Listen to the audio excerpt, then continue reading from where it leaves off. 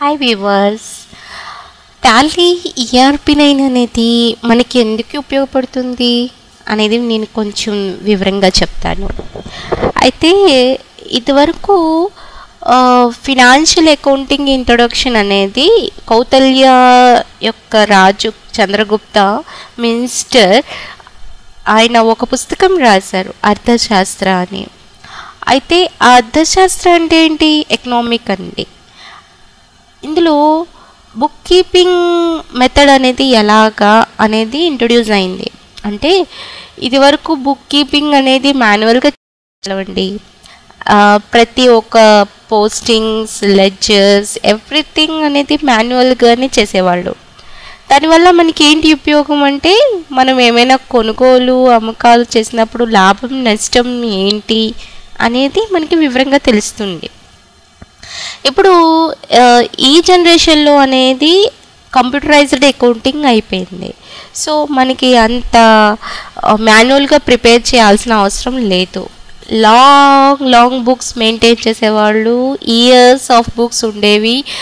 అప్పుడు each and every year comparison ఏంటి, మనం ఎంత డెవలప్ అయ్యాం, ఇంకేం చేయాలి అనేది మాన్యువల్గా కూర్చొని చేసుకునేవాళ్ళు. బట్ ఇప్పుడు కంప్యూటరైజ్డ్ అయిపోయటం వల్ల మనకి డీటెయిల్గా ఏ year to year profit loss ఎలా జరుగుతుందో అనేది క్లియర్గా కంప్యూటరైజ్డ్ అయి తెలిసిపోతుంది.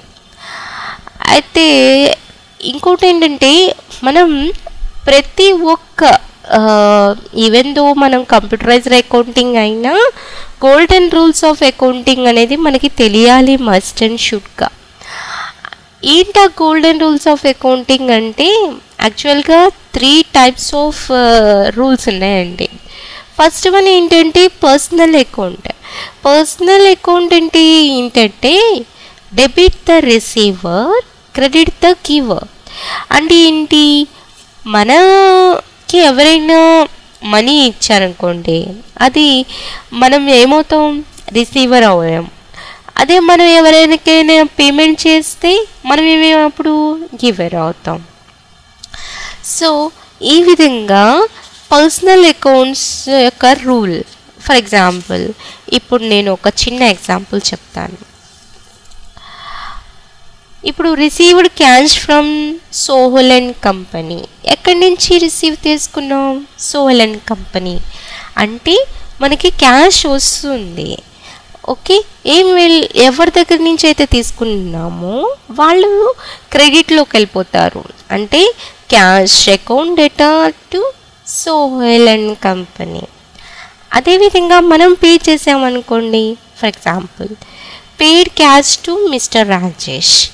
రాజేష్కి పే చేస్తే కనుక Rajesh account debtor to cash account. ఇక్కడ వాళ్ళకి మనం పే చేసాం కాబట్టి ఎవరికైతే పే చేస్తామో వాళ్ళు డెబిట్ అవుతారు.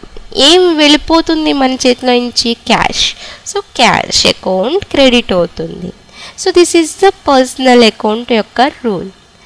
And next rule is real account.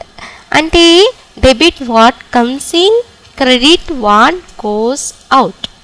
ఇది main thing. Transactions related assets, properties and other tangible goods related ఎక్కువ ఉంటాయన్నమాట. ఫర్ ఎగ్జాంపుల్, మనం ఫర్నిచర్ని పర్చేజ్ చేసాము అనుకుందాం.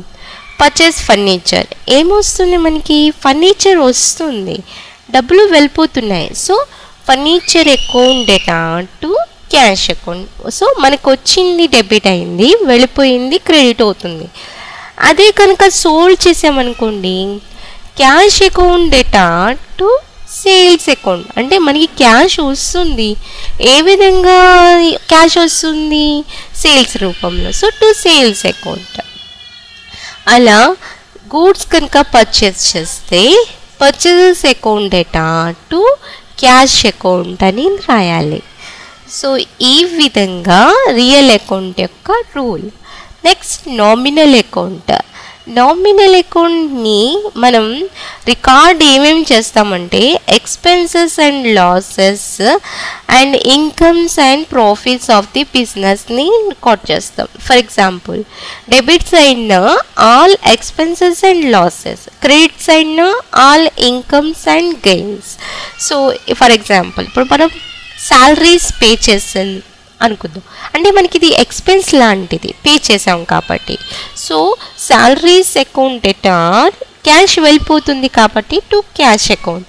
అదేవిధంగా కమిషన్ రిసీవ్ చేసామనుకోండి, cash account debtor to commission account. For example మనం ఏదైనా అసెట్ సేల్ చేసినప్పుడు ప్రాఫిట్ రావచ్చు, లాస్ రావచ్చు కదా. సో అలాంటప్పుడు ఒక ఫర్నిచర్ సేల్ చేసాము, అందులో మనకి లాస్ వచ్చింది. ఇప్పుడు ఆ ఎంట్రీ ఎలా పోస్ట్ చేయాలి? So loss on sale of furniture account debtor to cash account. అదే కనుక ప్రాఫిట్ వస్తే cash account debtor to profit on sale of asset. So ఈ విధంగా మన golden rules of accounting must and షుడ్గా తెలిసి ఉండాలి. అప్పుడు మనం పోస్టింగ్ చేయటానికి, ఎంట్రీస్ రాయటానికి చాలా ఈజీ అయిపోతుంది. ఇంకోటి ఏంటంటే ఫ్లో ఆఫ్ అకౌంటింగ్ అండి. ఫ్లో ఆఫ్ అకౌంటింగ్ అంటే మనకి ముందు మాన్యువల్గా అకౌంట్స్ చేసేవాళ్ళం కదా. అప్పుడు ఎలా చేసేవాళ్ళం అంటే జనరల్ ఎంట్రీస్, తర్వాత లెడ్జర్, తర్వాత ట్రయల్ బ్యాలెన్స్, తర్వాత ప్రాఫిట్ అండ్ లాస్ అకౌంట్, తర్వాత బ్యాలెన్స్ షీట్ వేసేవాళ్ళం. బట్ మనం టాలీలో అలా కదండి. మన ఫ్లో ఎలా ఉంటుందంటే డైరెక్ట్గా లెడ్జర్స్ క్రియేట్ చేస్తాం, తర్వాత పోస్టింగ్స్ చేస్తాం ట్రాన్సాక్షన్స్ని. సో అది ఆటోమేటిక్గా trial balance, profit and loss account, balance sheet update అయిపోతుంది. మనం ఏం ప్రిపేర్ చేయాల్సిన అవసరం లేదు. ఇంకోటి మనం ఈఆర్పి అంటే మీనింగ్ ఏంటంటే ఎంటర్ప్రైజ్ రిసోర్స్ షేరింగ్. సో మనం ఎంటర్ప్రైజ్ రిసోర్స్ షేరింగ్ అంటే మన బిజినెస్లో జరిగే ఈచ్ అండ్ ఎవ్రీ ట్రాన్సాక్షన్ అనేది పర్చేస్ కానివ్వండి, సేల్ కానివ్వండి, రిసిప్ట్ కానివ్వండి, పేమెంట్స్ కానివ్వండి, ఎవ్రీథింగ్ టాలీలో పోస్టింగ్ చేయొచ్చు. సో ఈ విధంగా టాలీ ఈఆర్పి 9 ద్వారా మనం each and every transaction posting చేయొచ్చు.